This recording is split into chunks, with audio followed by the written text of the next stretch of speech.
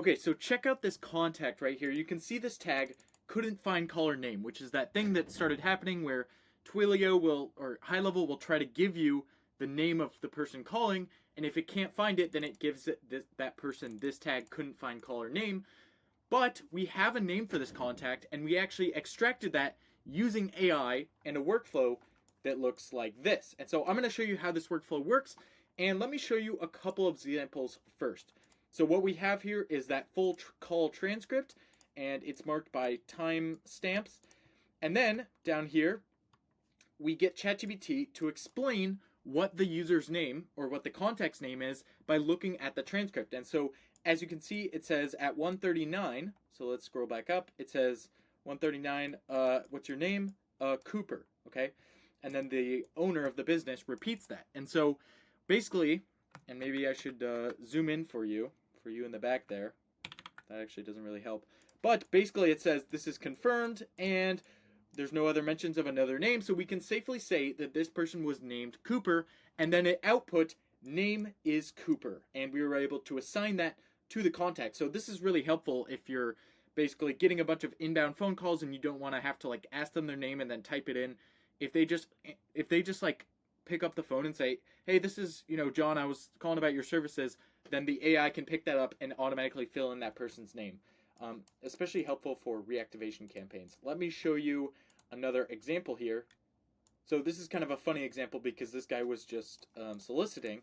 But if we go to the notes here, we can see the call transcript. So this is Alex, my client.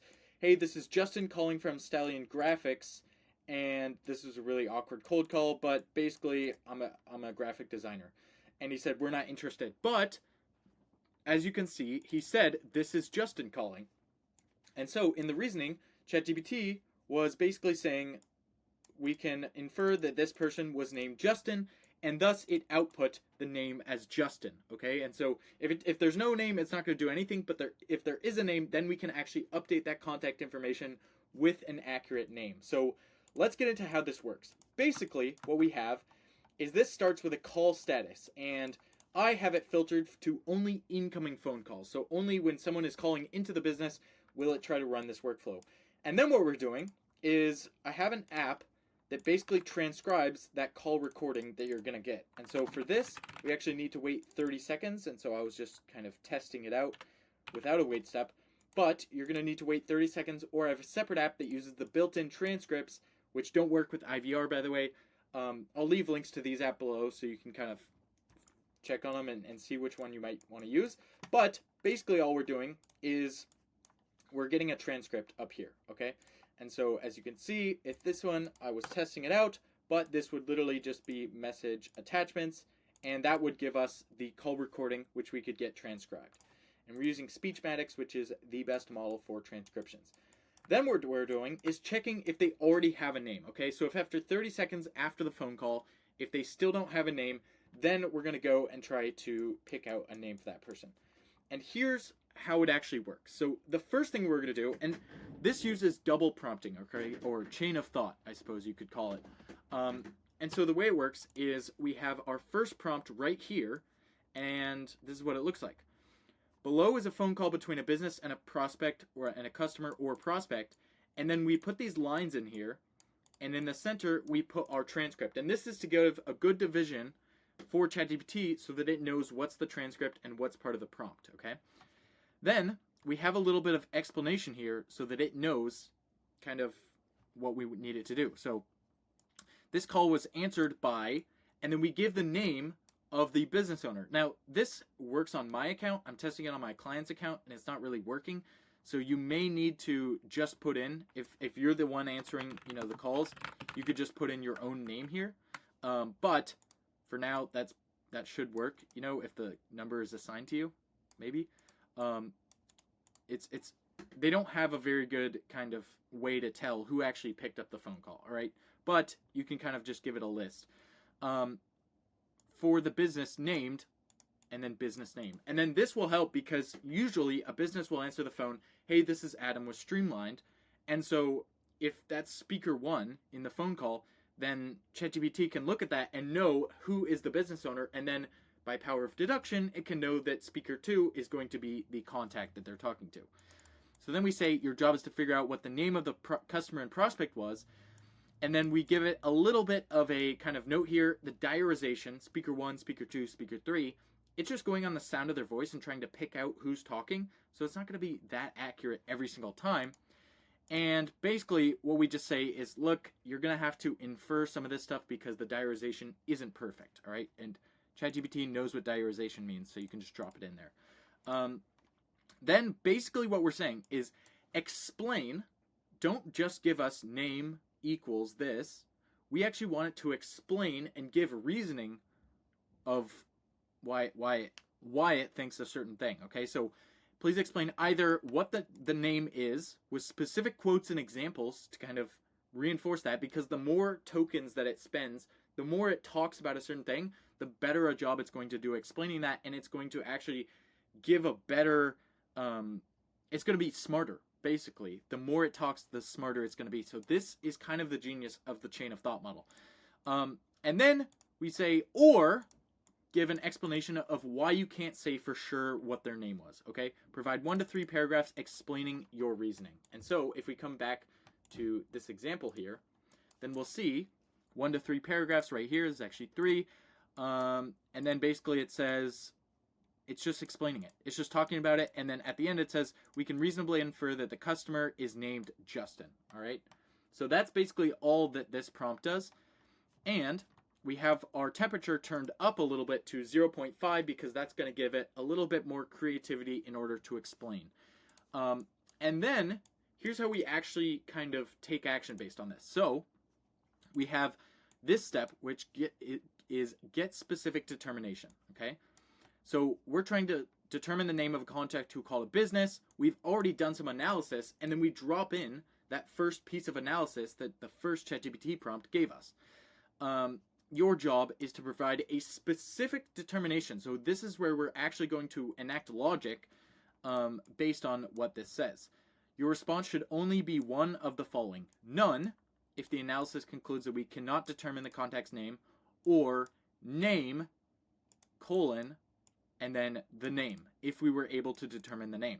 Thus, your acceptable answers are none, and I make it clear here, or not super clear, but I remove the quotes around it. So none, and you could probably just add quotes here so it's clear that this is just a quote.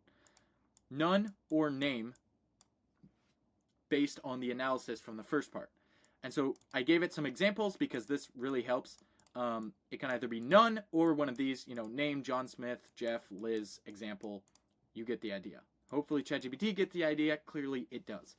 Only respond with one of those formats based on the previous analysis. Okay, so we need it to output none or name, right? Name with a name after, right? And then this is a temperature of 0.2. This is pretty deterministic, and it should really only give us one of these answers. But we're going to handle incidents where it doesn't. Then I also have a debug note here, just so I can see kind of how it's thinking. So we have the transcript, then we have the reasoning. So this is those 1 to 3 paragraphs. And then we have the response to see of ChatGPT 2 to see what it actually decided on, okay? So basically, we have an if-else statement, which allows us to divide our workflow based on what it says. And so basically what we're doing is, if the response from ChatGPT contains name and does not contain name in brackets, so this would be a really weird result, but if ChatGPT just said name, like if it said name and then this, if it literally replied with this, we wouldn't want to accept that. So we're just going to make sure that it does not contain name. And then if no name is found, it should reply none, or in some cases it could reply none in quotes. And so we're going to handle both of those and basically do nothing. And then for incorrect response, let me show you. So basically, this is the correct response. This is no name found, so we're just not doing anything here. And then incorrect response, what we're going to do is wait 1 minute, and then we're going to use a go-to step to go all the way back up to the top and try again, okay? Because if it outputs something wrong, that might mean the analysis was wrong, and so we want to reanalyze stuff, partly why we have the temperature turned up higher, and then that should give us a better result. And this will not go infinitely. It should time out after about 5 runs, okay? So you get 5 retries there. But then based on the determination result, if we have a name, then what we're going to do is extract the name, because remember, that name field is going to look like this. So hopefully you can see this, but it's that name in all caps followed by the name in brackets. Then what we're doing is we're using a regular expression right here to pull out that actual name from after the name field. And dude, if there was no custom code, this would be so much harder. But because high level has the custom code action now, it's like pretty fucking, I mean, this is 3 lines of code. It's pretty trivial to do this stuff. So that's going to output our actual name. And then, actually, as you can see here, is if we find a match, it'll output that match, that name. And if not, it'll output null, okay? And then, if contact name is not empty, that means we actually found a match after the word name. Then we're going to update that contact's name, right? That's basically all we do. And then if it did not, basically if the extraction of the name failed, then ChatGPT messed up, so we're just going to retry. We're just going to go back to this 1 minute wait, and then we'll hit the retry again. And that's really all there is to it. That handles basically all of the errors. Don't expect this to work on every single call because transcription is not always accurate, but this should work on probably 90% of the calls where people actually say their name kind of clearly enough for a human to pick it up, right? Because some of these transcription models, like especially Speechmatics, is really good. It can actually tell when a name is said, right? Or when a word is said. If you can tell out the word, it might even be able to do it better than you. So anyways, that's how that works. To get the transcript into your workflow for this analysis, click on the link below. I'll have my 2 apps there. One of them uses the native transcripts, and the other one uses Speechmatics or DeepGram, an external service. Basically, the external services just use the call recording. The native transcripts don't work on IVR or any language that isn't English, and it has some other limitations. It's pretty expensive, so yeah, you can kind of read about it below. But yeah, that's basically it. And let me know in the comments if you have any questions about how to make this work for your business. And that's about it.